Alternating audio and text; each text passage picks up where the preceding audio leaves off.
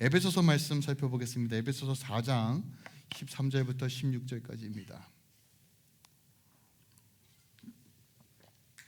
4장 13절부터 16절까지 봉독해 올립니다. 우리가 다 하나님을 아들을 믿는 것과 아는 일에 하나가 되어 온전한 사람을 이루어 그리스도의 장성한 분량이 충만한 데까지 이르니니 이는 우리가 이제부터 어린아이가 되지 아니하여 사람의 속임수와 간사한 유혹에 빠져 온갖 교훈의 풍조에 밀려 요동하지 않게 하려 함이라. 오직 사랑 안에서 참된 것을 하여 범사의 극에까지 자랄지라. 그는 머리니 곧 그리스도사 그에게서 온몸이 각 마디를 통하여 도움을 받음으로 연결되고 결합되어 각 지체의 분량대로 역사하여 그 몸을 자라게 하며 사랑 안에서 스스로 세우느니라. 아멘. 하나님의 말씀입니다. 오늘 저는 이 본문 말씀 가지고 범사의 그에게까지 자랄지라라는 이 제목으로 오늘 이 본문 말씀 함께 좀 살펴볼게요. 아이를 키우는 분들은 다 공감할 거예요. 애가 크든 작든, 그리고 앞으로 이제 우리 청년들이 가정을 이루고 자녀를 낳을 텐데, 처음 아이를 마주할 때 늘 그런 기도와 그런 마음으로 시작해요. 하나님, 건강한 아이 주셨는데, 저에게 선물로 주셨는데 우리 아이 참 건강하게 잘 자라게 해주세요 라는 기도예요. 그리고 정말 건강하게 잘 자랐으면 좋겠어요. 근데 그 기도가, 그 바람이 얼마나 어려운 것인지 제가 키우면서 목도합니다. 잘 자란다는 거, 건강하게 키운다는 것은 그냥 방목하는 것이 아니더라고요. 마치 소처럼 알아서 먹어라 라고 해서 애들이 건강하게 자라는 것이 아니라 어떻게 양육해야 되는지, 그러니까 적절한 선이 무엇인지, 자유를 줄 것과 또 훈계를 할 것이 무엇인지, 어떤 기준으로 양육해야 되는지 공부를 해야 하더라고요. 근데 중요한 것은 공부만 해갖고 되지 않아요. 내 공부한 것을 또 아이에게 적용해 보죠. 적용해 보면서 왜 남들은 되는데 우리 애는 또 왜 안 되지? 시행착오를 또 겪어요. 수많은 시행착오를 겪으면서 나름대로 이것을 이과적으로 표현하면 데이터가 쌓입니다.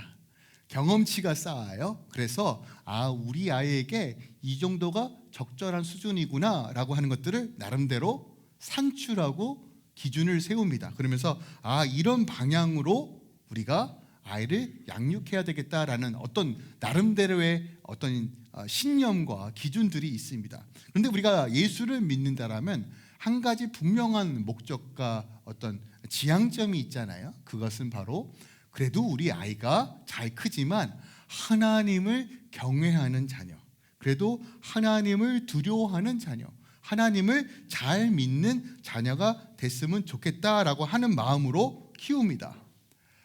참 많은 생각을 할 수밖에 없어요.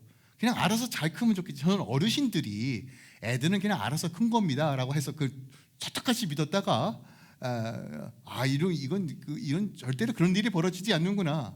계속 제가 인풋 아웃풋 공부하고 저녁하고 시행착오를 겪으면서 내가 배워가는 거구나, 부모로서 나도 성장하는구나 라는 것을 배웁니다.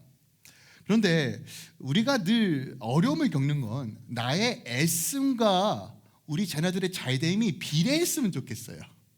내가 노력한 만큼, 내가 정말 우리 자녀를 향해 투자한 만큼 우리 자녀들이 잘 크면 좋겠는데 잘 안 되잖아요. 그죠? 그리고 속상한 게도 우리 자녀들은 부모의 애씀을 잘 이해하지 못합니다. 그럼에도 불구하고 우리가 포기하지 않고, 포기하면 안 되잖아요. 부모가 자녀를 포기하면 어떤 일이 벌어지죠? 더 이상 의지할 데가 없죠. 우리 아이들은요. 포기하지 않고 잘 양육해야 될 책임감이 있는 것 같이 오늘 바울이 우리에게 말해주는 거예요.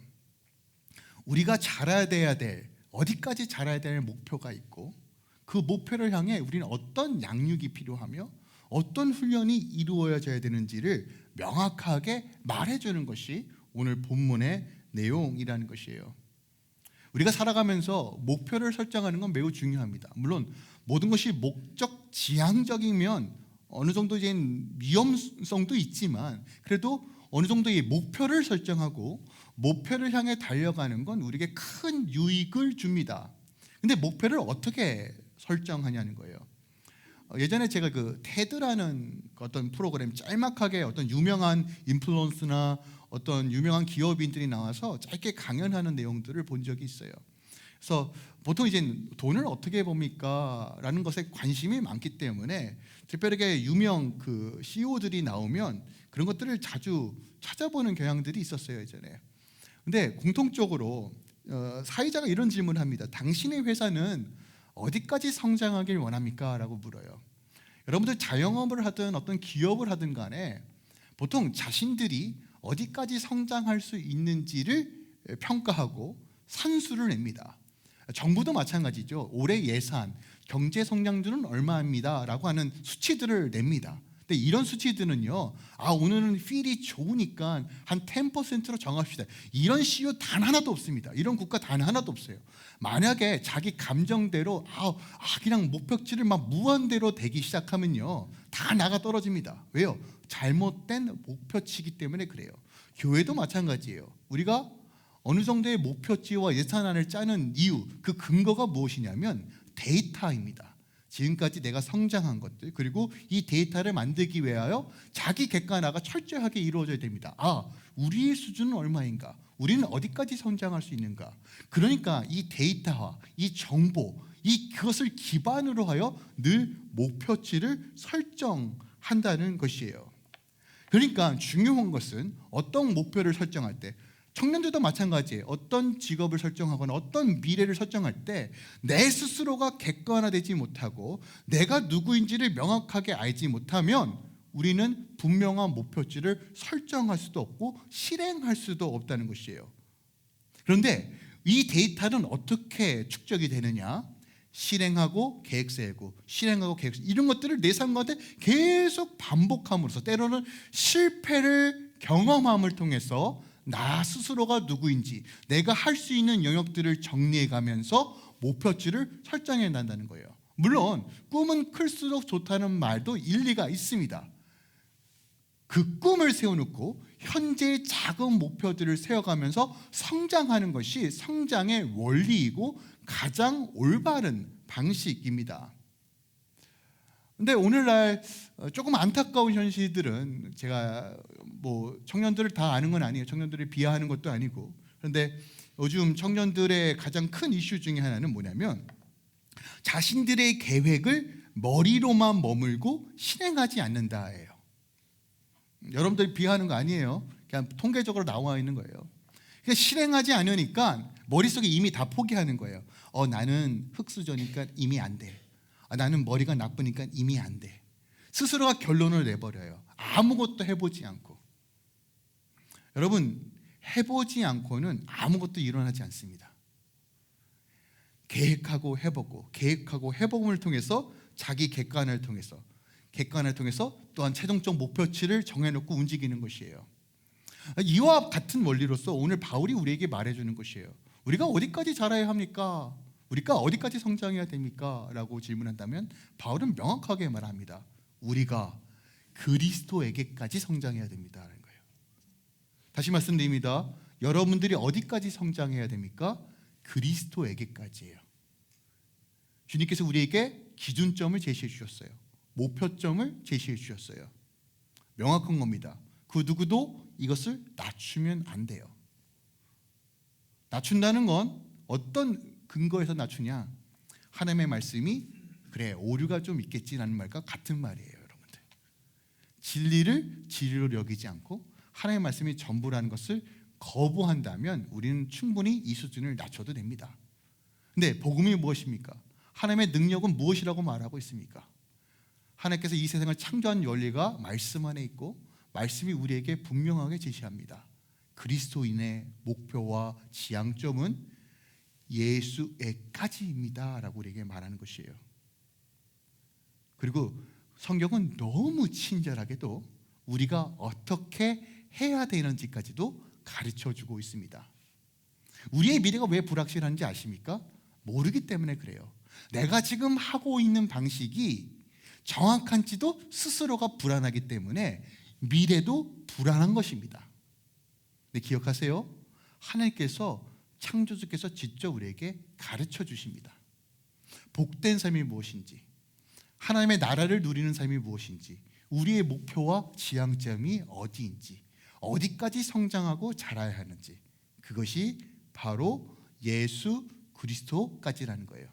근데 더 놀라운 사실은 그 성장을 위하여 내가 애씀보다 우리 하나님이 더 애쓰고 계신다는 거예요. 이게 에베소서의 말씀이에요. 내가 나를 사랑하는 것보다 하나님이 나를 더 사랑하신다는 거예요. 내가 나를 위해 투자하고 애씀보다 하나님이, 성삼위 하나님이 우리의 구원과 구원의 완성을 위하여 모든 지혜와 능력을 총동원하여 우리를 이끌어 가신다는 거예요. 여러분, 이 비밀들이 여러분 삶 가운데 깨달아지고 풀어지길 예수 그리스도로 축원드립니다. 성경은 명확하게 말합니다. 우리의 방향성, 우리의 자라야 될 지향점, 어떻게 해야 되는지까지도 상세하게 우리에게 말해줍니다.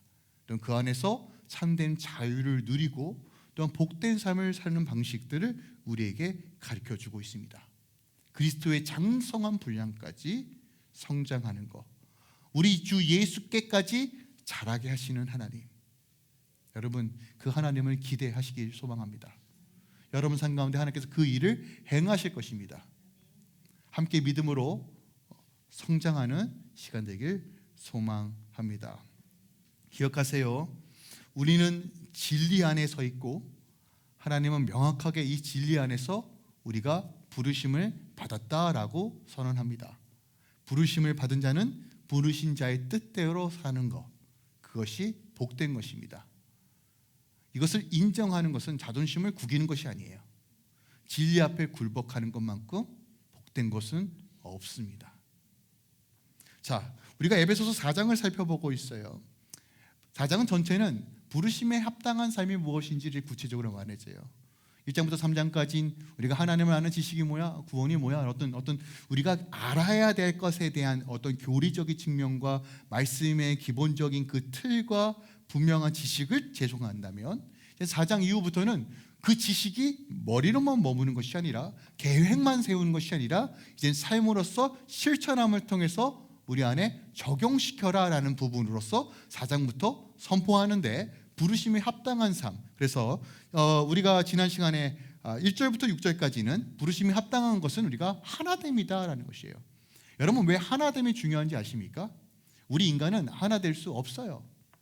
그런데 하나됨을 애쓸 때 내 스스로가 객관화됩니다. 아, 내가 정말 나밖에 모르는 욕심덩어리였구나. 여러분, 혼자 살면 절대로 그거 발견 못합니다. 절대로요. 사람이어야 합니다. 동물도 안 돼요.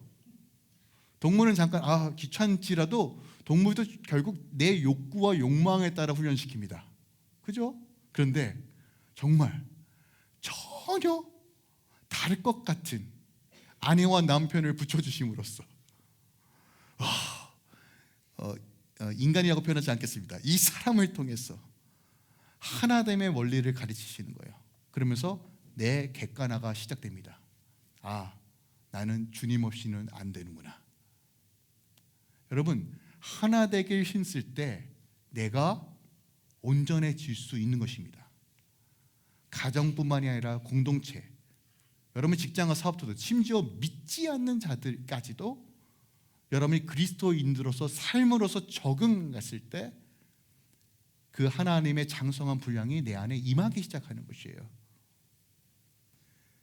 7절부터 12절까지는 우리 지난 시간에 다양한 은사와 직분에 대한 이야기를 했습니다. 우리 모양 다 달라요. 생김새도 다르고 기질도 다르고 성향 다 다릅니다. 다르지만 우리가 한 몸이라고 말씀드렸어요. 그래서 각각 지체, 재능과 달란트와 직분을 이해하는 것이 너무 중요합니다. 특별하게 12절에 보니까 성도를 온전하게 하여 봉사의 일을 하게 하려 합니다 라고 표현합니다.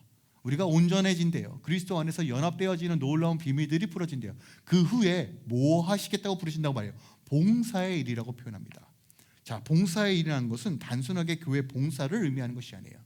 봉사의 그 원어적 의미는요, 무엇이냐면 주님을 알고 주님 안에서 성령님께서 하나 되게 하신 그 일을 통해 하나님의 통치와 다스림을 풀어내는 일이 봉사의 일이에요.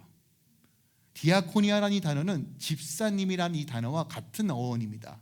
그러니까 집사님의 역할은 집을 사는 게 아니라 하나님의 나라와 통치를 풀어내는 사람들이 집사님이신 거예요. 할렐루야. 네. 교회 봉사도 마찬가지입니다. 그러니까 이런 거세요. 다른 사람 맨날 놀고 나만 봉사해. 나에게 집중하면 하나님 나라는 없어요. 근데 내가 할 때 주님, 나를 통해서 하나님 나라가 세워짐에 감사합니다. 그것보다 큰 일은 없습니다. 여러분, 여러분의 가정도 교회입니다. 맞죠? 그런데 빨래를 개면서 저놈의 남편은 빨래도 안 개는구나 하면 얼마나 불쌍해요. 하지만 주의 나라가 세워지는구나 하면 복된 겁니다. 이게 그리스도인의 살아가는 방식이에요. 또 그랬다고 또 서로 네가 더 그린 대로 사여라, 난 좀 쉬겠다 이러면 안 돼요. 서로 하시려고 해야지. 저도 이게 참 안 돼요. 쉽지가 않습니다. 피곤하고 그러면 막 하나님의 나라는 무슨 하나님의 나라야, 내가 쉬어야지. 그런데 여러분들 마인드를 바꾸셔야 돼요. 관점을 바꾸셔야 된단 말이에요. 저 사람이 나를 괴롭힙니까? 할렐루야. 저 사람을 통해서, 저 사람과 하나됨을 통해서 주님께서 저 사람의 직분을 이해하고 은사를 이해함으로써 함께 협력하면서 주의 나라가 세워지는구나. 여러분 생각을 바꾸셔야 돼요. 그래서 단순하게 교회 봉사를 의미하는 것이 아니라 이 은사와 직분을 통해서 하나님 나라가 세워진다는 거. 여러분 이게 중요한 거예요. 근데 우리가 좀 전제로 생각할 게 있어요. 뭐냐면 제가 늘 말씀드리지만 교회는 뭘 하러 오는 곳은 아니에요. 제가 이걸 늘 말씀드리지만 할렐루야 교회 왔더니 할 게 많아요. 적어요. 목사님 예전에 다녔던 교회보다 더 많은데요. 많아요. 애쓰시는 분들 너무 많아요. 뭔가 할 게 없다고 목사님은 주구장창 얘기했는데 뭐 이렇게 할 게 많어. 그죠? 할 게 많아요. 죄송해요. 근데요, 기억하세요. 본질은 하는 게 아니라 되어져 가는 것입니다. 근데 되었고 보니까 오늘도 보세요. 온전하게 하여 봉사의 일을 하게. 그러니까 하나님과의 그 친밀함이 회복되어지면 자연스럽게 봉사의 일을 할 수밖에 없어요. 그러니까 이런 것들이 둘이 분리되어 있는 것이 아니라는 것을 여러분이 꼭 기억하시고 훈련하셨으면 좋겠어요. 하지만 저는 늘 고민합니다. 먼저 주님과의 친밀함을 회복하세요. 여러분의 기도와 예배가 회복되어져야 돼요. 이거 없이 봉사의 일을 하면 꼭 탈이 납니다. 탈이 나요. 섭섭이가 찾아오고, 이렇게까지도 좀 강력하게 표현하겠습니다. 사단이가 그걸 너무 좋아해요. 그걸 틈을 타서 교회를 휘집어 놓습니다. 여러분, 사단의 도구로 사용되지 않는 이런 일들이 없었으면 좋겠습니다. 근데 이거는 목회자나 성도나 별반 다르지 않아요. 내 욕망에 따라 내 욕심에 취하면 사단은 기가 막히게 우리를 공격해 옵니다. 기억하세요. 봉사의 일 너무 중요하지만 먼저 하나님과의 관계 회복하시고 또한 그 친밀한 가운데 하나님 나라를 세워가시길 예수 그리스도로 축원드립니다. 자, 오늘 13절부터 16절까지는 이거예요. 목표치를 설정해 놨어요. 자, 그렇다면 우리가 어디까지 성장해야 돼? 교회는 어디까지 성장해야 돼? 우리 성도들은 어디까지 성장해야 돼? 그게 바로 그리스도의 분량에 충만할 때까지, 예수님까지 성장하라고 말합니다. 오늘 15절 이렇게 얘기합니다. 오직 사랑 안에서 참된 것을 하여 범사에 그에게까지 자랄지라 라고 말합니다. 어디까지요? 범사에 그에게까지 자랄지라예요. 범사에라는 이 단어가 어떤 의미냐면 이런 거예요. 각자 개별적으로 혹은 모든 방법들과 요소를 총동원해요. 이것을 조금 더 쉽게 표현하면 이거예요. 매 순간마다 우리가 추구해야 될 목표와 지향점은 그리스도에게까지입니다예요. 사람이 목표를 설정했는데 금방 포기하는 이유는 뭐냐면 목표를 잘못 설정했기 때문에 그래요. 너무 높게 설정했기 때문에 그래요. 다이어트가 힘든 이유는 이겁니다. 5kg만 빼도 되게 힘든데 갑자기 30kg를 빼겠다고. 근데 물론 하시는 분도 계세요. 난 정말 대단하다고 봅니다. 저도 한 5kg 빠졌습니다. 티 안 나죠? 그게 문제예요. 5kg가 빠졌는데 티가 안 나요. 근데 우리가 목표를 설정할 때도 큰 목표가 있고 또 작게 세워야 될 목표가 있죠. 그런데 오늘 본문에서 뭐라고 얘기하냐면 큰 목표도 예수 그리스도고 작은 목표도 예수 그리스도라는 거예요. 그러니까 우리 매 순간마다 늘 일상이 주님께 자라가기를 사모하고 실천하라는 거, 이것이 범사에 그게까지 자라라는 의미입니다. 그러면 그리스도께 자라라는 것은 궁극적으로 무엇을 의미할까요? 예수님의 인격이 나의 인격이 되는 거예요. 어디까지 자란다고요? 주님의 인격이, 신의 성품이 나의 성품이 되는 거예요. 우리가 자꾸 착각해요. 뭔가 성장하고 영적으로 충만하면 막 다다다다다다.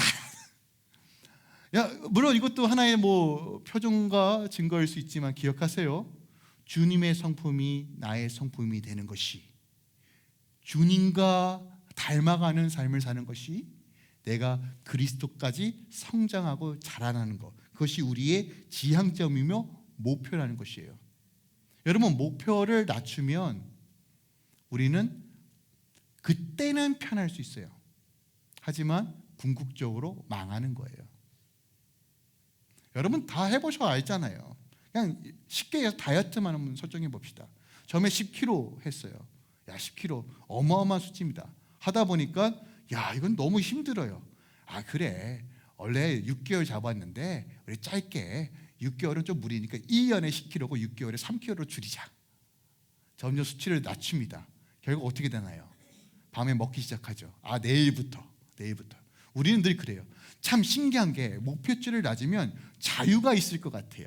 아유, 인권이잖아, 자유잖아, 그렇게까지 압박할 필요가 있어. 아, 너무 미안해. 네, 기억하세요. 목표치를 낮추는 순간 여러분들 망하는 겁니다. 그리스도는 명확한 기준과 목표치가 있어요. 여러분, 이걸 낮추는 순간 여러분에게 주어진 그 은혜를 값싼 취급하는 거예요. 하나님께서 여러분들의 구원을 위해 어떤 일을 하셨는지를 기억하길 원합니다. 절대로 거저 준 구원이 아닙니다. 우리에게 거저 주어진 것이지만 그 아들까지 내어주시면서 성삼위 하나님께서 모든 것을 쏟아붓고 이루신 것이 우리의 구원이에요. 그리고 우리에게 목표치를 설정해 주셨어요. 이게 너희들이 사는 길이다라고 말씀하시는 거예요. 이것이 너희의 복된 길이다라고 말하는 것이에요. 근데 여러분, 하나님은 이것이 목표치니까 너 지금 이 목표치 안에 못 들어가는 사람들 다 나오자라고 얘기하는 것이 아니에요. 여기서 온전한 사람이 되라라는 것은 물론 perfect이라는 의미를 가지고 있지만 in growth, 자라나다 성인이 되다라는 것이에요. 지향점을 이야기하는 것이에요. 여러분 기억하세요. 우리의 성장보다 하나님이 우리가 더 성장하길 원하세요. 우리를 위한 일인데도 불구하고 하나님이 더 원하신다는 거예요. 다시 말씀드립니다. 여러분 기준을 낮추지 마세요. 근데 여러분 스스로 보면 야, 내가 예수를 닮은 꼴이 어디나 있을까 찾기가 힘들 수도 있어요. 여전히 승질 부리고 죄된 본성을 사랑하고 여전히 내 방식대로 살아가는 내 방식들이 너무나 드러나는 상황 속에서도 우리가 바라봐야 될 지향점과 방향성과 목표가 뭐라고요? 그리스도에게까지예요. 제가 늘 말씀드려요. 더디 갈 수 있습니다. 넘어질 수 있어요. 그러나 우리가 바라보고 갈 곳은 그리스도에게까지라는 것이에요. 그다음 우리가 그리스도께까지, 예수님께까지 성장하는 방법이 뭐라고 말합니까? 오늘 본문의 13절에 믿는 것과 아는 일이 하나 되어 온전한 사람을 이루라는 것이에요. 단장 완전해졌으면 좋겠어요. 그런데 오늘 14절에 보니까 이렇게 표현합니다. 이는 우리가 이제부터예요. 이제부터. 아, 성장해야 되는구나 라는 개념으로서 이제부터라는 이 전치사를 사용해요.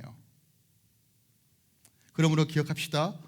목표를 설정할 때 우리 스스로가 객관화시키는 것이 굉장히 중요한 것처럼 내가 지금 신앙의 상태가 언제 어떤 상태인지를 점검하시고 그리고 믿는 것과 아는 것에 내가 힘써야 되겠구나. 여러분의 방향이 온전히 설정되는 이 아침 되길 예수 그리스도 축원드립니다. 자, 온전한 사람과 그리고 대조되는 하나의 이미지로서 어린아이라는 표현을 쓰고 있어요.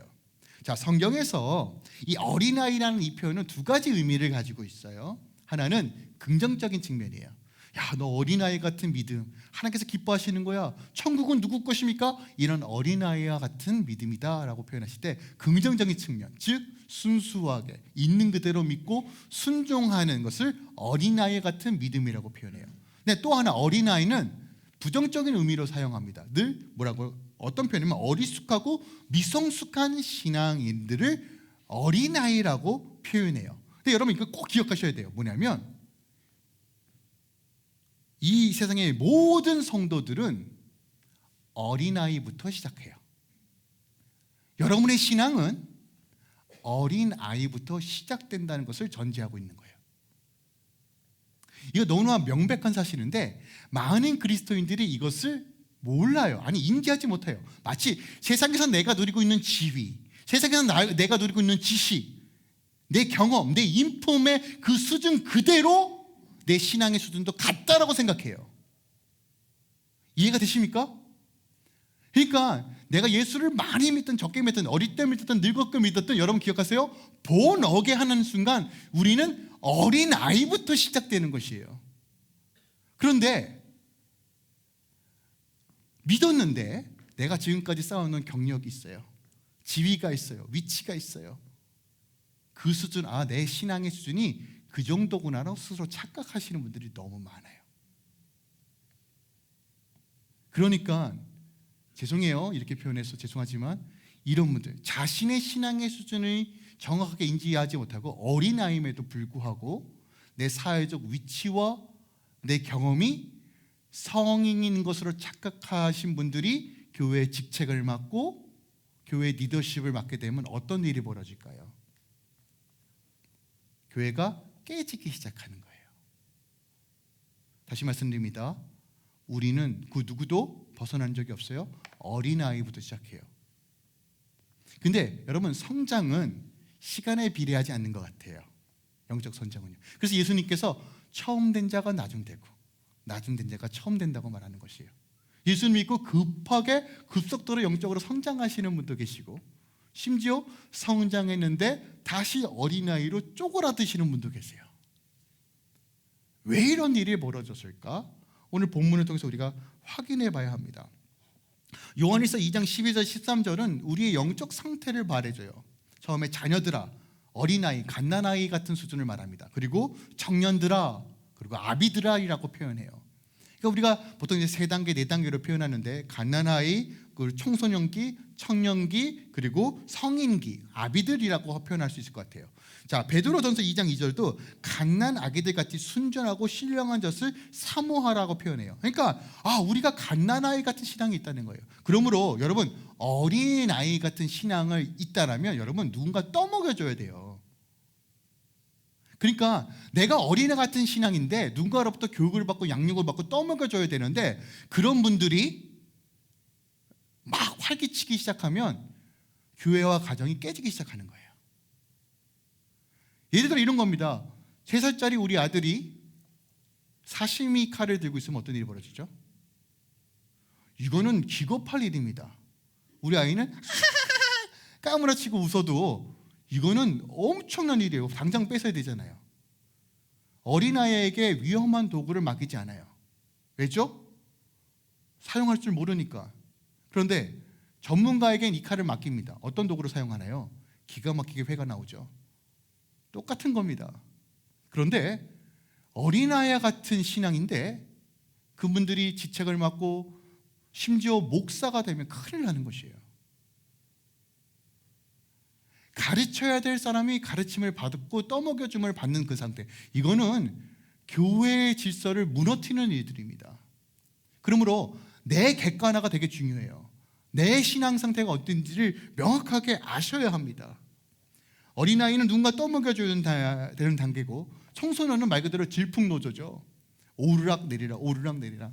처음에는 감정이 좋아서 하라락가라락 하다가 뒤돌아서면 엄마 미야 소리 지르고, 아이도만 나오면 할렐루야 그러다가 교회만 가면 질풍노조에. 이런 신앙인들 너무 많아요. 자기 감정 따라 왔다 갔다 왔다 갔다. 성인들 성년 되면 이제 슬슬 이제 영적 감각이 회복되어지고 하나님의 음성을 듣는 방법들이 활성화되기 시작하고 이제 나비된 자는 다 친미하는 가운데 거하는 이 단계들이 있다는 것이에요. 물론 이 단계들은 이제 제가 이제 금요일이나 다른 부분에 다시 한번 좀 풀어드리도록 할 텐데, 여러분 기억하세요. 내가 언제 예수를 믿든, 내가 얼마나 오랫동안 예수를 믿었든 간에 그건 다 중요한 것이 아니에요. 어린아이에서 반드시 성장해야 한다는 것이에요. 시간이 성장을 이끌어가는 것이 아니라는 거예요. 결코. 여러분, 에베소 교회는 교리적으로 말씀으로 충만한 교회였어요. 바울이 3년 반 동안 애쓰고 가르쳤던 교회입니다. 다른 그 교회보다도 말씀 하나 정통한 교회였어요. 요한계시록 보면서도요, 여러분 디모데 요한이 목회하던 교회예요. 탁월한 교회예요. 근데 그 교회가 늘 첫사랑을 잃어버리고, 여러분 오늘 바울이 뭐라고 얘기합니까? 여러분 어린아이 같이 되지 말라고 하는 이 권면을 들으셔야 돼요. 내 안에 어린아이 같은 부분이 뭐가 있을까? 아직 자라지 못하는 부분들이 뭐가 있을까? 여러분 점검하시고 다시 한번 성장해야 한다는 것이에요. 자, 그렇다면 어린아이 같다는 건 무엇일까? 제가 이걸 자료를 찾기 위해서 기독교 어린이 상담학 책도 좀 봤어요. 저 공부 참 많이 해요. 근데 크게 두 가지로 좀 정리할 수 있을 것 같아요. 첫 번째로 어린아이들은 불완전합니다. 불완전할 수 있죠. 신체적으로도 정신적으로도 다 불완전합니다. 자, 불완전하다는 건 이런 의미를 가지고 있어요. 폭풍 같은 그 파도 가운데 돛담배처럼 왔다 갔다 이렇게 하는 거예요. 그래서 불완전하기 때문에 변덕스럽습니다. 변덕스러워요. 금방 웃다가 금방 울었다가. 저희 아들도요 1초마다 표정이 바뀌어요. 내가 사탕 쪼꼬레 야, 기가 막힙니다. 심지어 피피가 매려오는데 먹을 거 줄까 하면 피피가 멈춰요. 참 신기한 일입니다. 근데 여러분, 변덕스럽다는 건 뭐예요? 자기 감정대로 즉각적으로 반응하는 거예요. 여러분, 우리가 그리스도의 인품이 돼야 되고 인격이 돼야 되는 거 말씀드렸어요. 그런데 여전히 예수를 믿으면서도 변덕스러운 분이 너무 많아요. 감정대로 신앙생활해요. 아우, 저 사람이 날 찔렸어. 우리 아이가 이상해. 여러분, 애들 싸움이 부모 싸움 돼요. 이게 너무나 여러분 요즘 고민해 보셔야 돼요. 또 하나, 자제력이 부족합니다. 애들 자제력이 부족하잖아요. 기다릴 줄 몰라요. 근데 여러분, 자제력은 훈련하면 된다는 거 우리 다 알고 있잖아요. 근데 왜 신앙은 훈련하지 않으세요? 왜 신앙은 훈련하지 않느냐고요? 오래 참음이라고 얘기했잖아요. 인내와 믿음과 오래 참음이라고. 근데 우리는 그거 신앙 훈련할 생각이 전혀 없어요.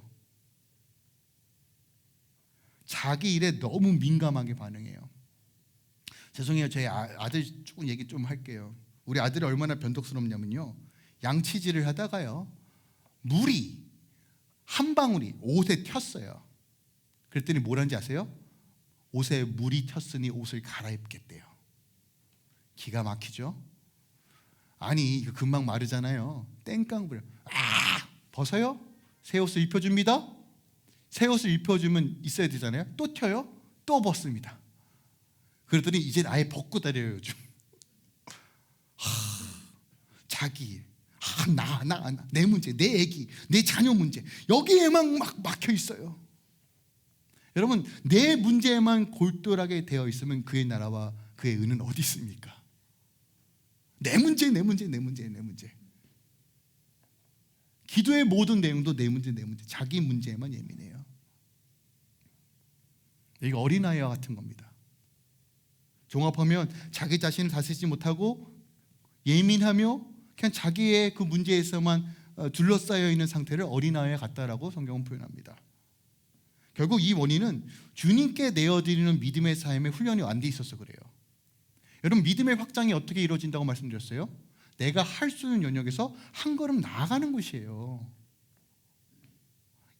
인내할 수 없는 그 상황 속에서 주님을 의지하여 인내하는 것이고, 주님을 의지하여 기다리는 거예요. 내 힘으로 인내하고 기다리는 것이 아니라 십자가 바라보며 인내하는 것이, 그때 믿음이 확장되는 것이에요. 그때 어린아이에서 성장하는 것이란 말이에요. 또 하나, 어린아이들의 특징이 뭐냐면 참 속기 쉬워요. 그게 14절입니다. 보세요. 사람의 속임수와 간사한 유혹에 빠져 온갖 교훈의 풍조에 밀려 요동한다는 거예요. 그러니까 요동하지 말라는 얘기는 뭐냐면 이런 어린아이 신앙에서 벗어나라는 거예요. 그러니까 특징은 뭐냐면 어린아이 같은 사람들은 귀가 얇아요. 그러하더라 라면 어머 그러하더래 라고 다 믿어버려요. 그러다가 딴 사람이 또 얘기하면 그러하더래. 여러분 기억하세요. 말씀이 진리예요. 말씀 간에 주님께서 말씀하시는 걸 들으셔야 돼요. 사람의 말보다 하나님의 말씀을 귀 기울이세요. 귀가 얇다는 건 기준이 없다는 것이에요. 기준이 없습니다. 왜 기준이 없을까요? 말씀을 몰라서예요.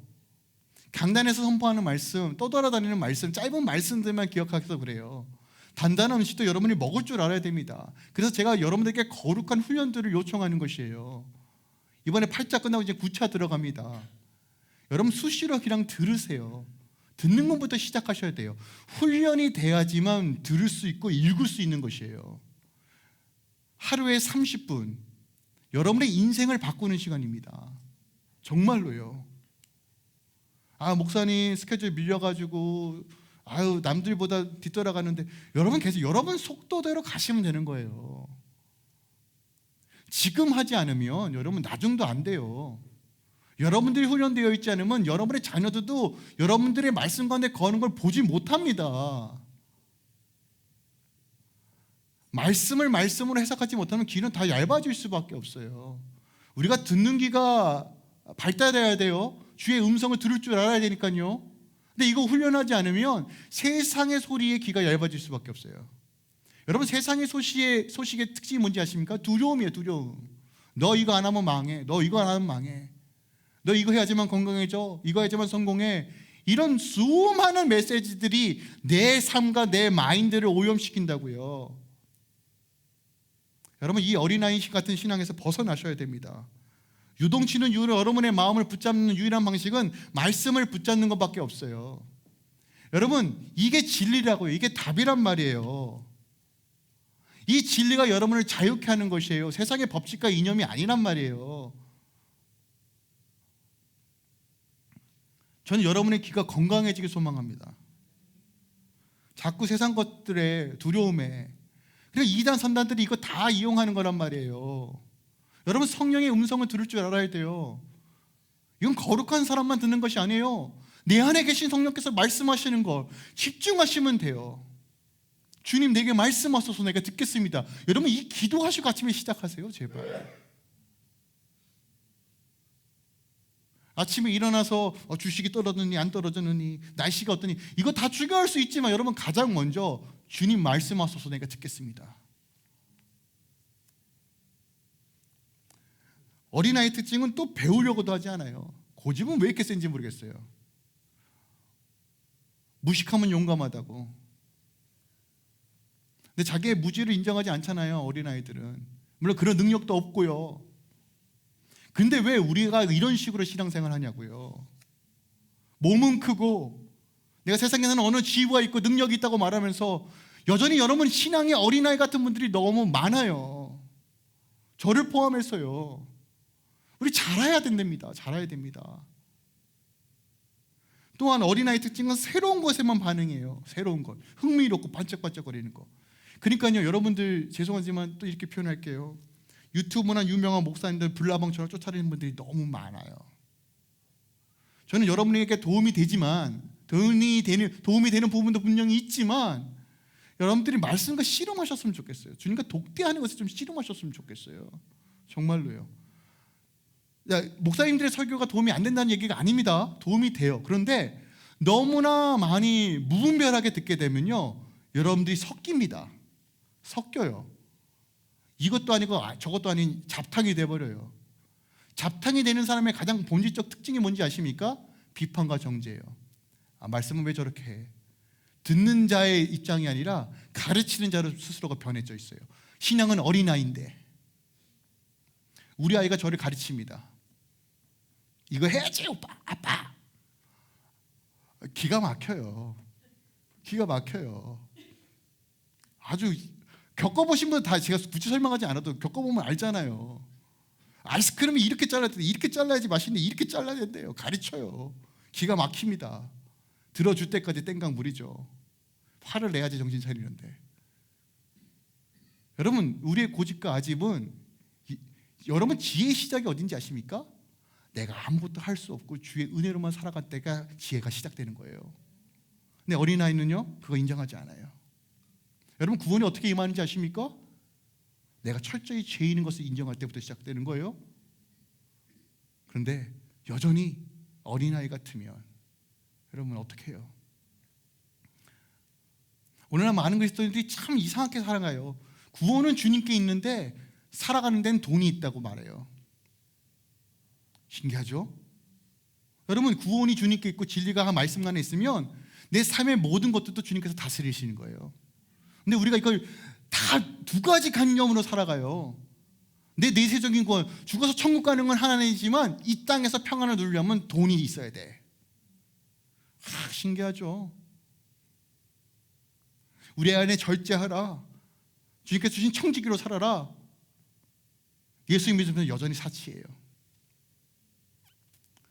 여러분, 우리가 점검해 봐야 된단 말이에요. 그저 우리 부족해요. 더 어디 갈 수 있단 말이에요. 근데 여러분, 정확하게 목표를 설정하고 내가 주님께로 자라나야 되겠다는 그런 명확한 그림 가운데 성령의 도우심 가운데 걸어가야 되는 것이 그리스도인의 부르심 아닙니까? 우리가 그런 삶을 살지 않는데 어떻게 교회가 하나님의 소망을 노래할 수 있어요? 우리가 그런 삶을 추구하지 않으면서 어떻게 내 자녀가 잘 되길 원하시냐고요. 오늘 바울이 그거 얘기하는 거예요. 에베소 교회를 향해 너희들 어린아이와 같이 되지 말아라 라고 얘기하는 거예요. 우리 어린아이부터 시작해요. 근데 여러분, 20년, 30년, 40년 신앙생활에서 여전히 어린아이 같은 신앙을 가지고 있으면서 여전히 그냥 남들이 먹여주는 것에, 여러분, 아이들 있잖아요. 간단하게 입안 쩍쩍 벌리죠. 아까도 저희 잠깐 오피스에 있었는데 어떤 일이 있었냐면 아이들이 선생님한테 인사는 안 하고 먹는 것만 시중하더라고요. 그랬더니 아니, 애들이 먹을 거 있으니까 선생님한테 인사도 안 한다고. 그런 거예요. 아이들은 그래요. 자기 좋아하는 거에 집중하면 아무것도 몰라요. 근데 왜 그런 식으로 신앙생활하는 걸 당연하게 여기냐고요. 누가 나에게 대접해주지 않을까? 누가 나를 챙겨주지 않을까? 중요하죠. 어린아이 같은 신령 우리가 보살펴줘야 돼요. 교회는 그걸 해줘야 됩니다. 근데 평생 20년, 30년 그렇게 신앙생활한 걸 당연하게 여기고 직책이 마치 내가 남에게 대우받기 위해 직책을 받는다고 생각하면 교회가 교회다워질 수 있습니까? 안 된다는 거예요. 지금 에베소서가 그거 얘기하고 있는 겁니다. 제발 성장해야 됩니다. 어디까지요? 그리스도에게까지요. 여러분, 성장하지 않으면 부패하고 망하는 거예요. 여러분, 이두케이션에는 영어 단어가 있습니다. 이거 라틴어에서부터 시작한 거예요. 이두와 투케이션이라는 이 단어가 합성어입니다. 이두라는 단어는 아웃이라는 뜻이고 투케이션이라는 것은 to lead라는 뜻을 가지고 있어요. 그게 무슨 얘기냐면 교육은 가르친다는 개념이 아니라 그 사람의 안에 있는 걸 끄집어서 사용하게끔 하는 것이 교육의 목적이에요. 양육의 목적은 이거예요. 내 안에 그리스도가 심어졌어요. 이 그리스도가 삶 가운데 살도록 끄집어내는 것이 양육의 목적이라는 거예요. 교육의 목적이에요. 제가 말씀을 선포하면서 여러분 삶 가운데 그리스도의 지식이 여러분 삶 가운데 실천되어지고 풀어져서 그리스도인의 장성한 분량까지 성장하시길 예수 그리스도로 축원드립니다. 이것이 오늘 바울의 겉면인 것이에요. 여러분, 아는 것과 믿는 것을 하나 되게 하십시오. 여러분, 아는 것과 믿는 것이 하나 되기 위해서는 아주 간단한 거예요. 믿는 것을 실천하고, 실천 통해서 경험하고, 경험한 것을 다시 믿고, 믿는 것을 실천하고, 이런 것들에 대한 사이클이 계속 이루어져야 돼요. 믿음의 도전들, 여러분 삶 가운데 믿는다면 그렇게 살아가십시오. 여러분의 인격이 그리스도의 인격이 되도록 여러분 애쓰십시오. 교회가 하나 되고 각자 주신 그 은사와 기름 부으신 것 직분을 따라 하나님의 나라의 실체들을 경험하세요. 이념은 힘이 없습니다. 생각은 힘이 없습니다. 하나님은 여러분의 삶의 실체로 하나님의 샬롬을 주시길 원하세요. 저는 이 교회가 믿는 것과 아는 것이 하나가 되어 온전해져서 그리스도의 분량에까지 충만해지는 교회이길 소망합니다. 그 진리가, 그 방법이 우리에게 이미 주어졌습니다. 요한복음 8장 보면 32절에 진리가 알지니 진리가 너를 자유케 한다고 말해요. 진리를 알지니 라는 이 말은 오늘 본문에 믿고 아는 것과 같은 단어예요. 예수가 진리이며 예수가 여러분의 삶의 길을 인도하며 예수가 여러분을 장성케 할 것이고 예수가 여러분들을 새롭게 할 것입니다. 여러분 어디까지 살아야 된다고요? 그리스도에게까지예요. 옆사람이 좀 더디 가잖아요? 손잡아 주세요. 함께 가는 거잖아요. 같이 중보하는 거예요. 끝까지. 우리가 나중에 주님 앞에 설 거예요. 주님께서 물으실 거예요. 분명히. 하나님, 나 이런 일 했습니다. 저런 일 했습니다. 그거 다 중요할 수 있지만 주님이 하나 물으실 거예요. 너 어디까지 성장했니? 이렇게 대답하시면 돼요. 주님만 바라봤어요 하면 되는 거예요. 정말로요. 그것만 남아요. 주님과의 관계만 남아요. 주님과의 그 입맞추었던 그 시간만 남아요. 여러분, 주님이 내 안에, 내가 주 안에 거할 때 내 안에 주님의 인격들이 드러나고 주의 능력이 드러나고 주의 회복이 우리 가정과 사업토에 일어나는 것이에요. 여러분, 이런 기쁨과 즐거움을 맛보시길 예수 그리스도의 이름으로 축원드립니다. 말씀을 정리합니다. 우리의 지향점과 목표는 그리스도에게까지입니다. 그리스도에게까지. 그리고 그 방법은 믿음과 아는 것이 하나가 되는 것입니다. 믿고 아는 것이 하나 되기 위해서는 여러분 간단해요. 여러분의 아는 것을 실천하셔야 돼요. 실천하시면서 내가 무엇이 안 되는지 씨름하시고 또 기도하시고 회개하시고 성령의 도우심을 구하며 다시 또 하시고 다시 주의 은혜를 구하고, 이것이 우리 삶의 전부라고요.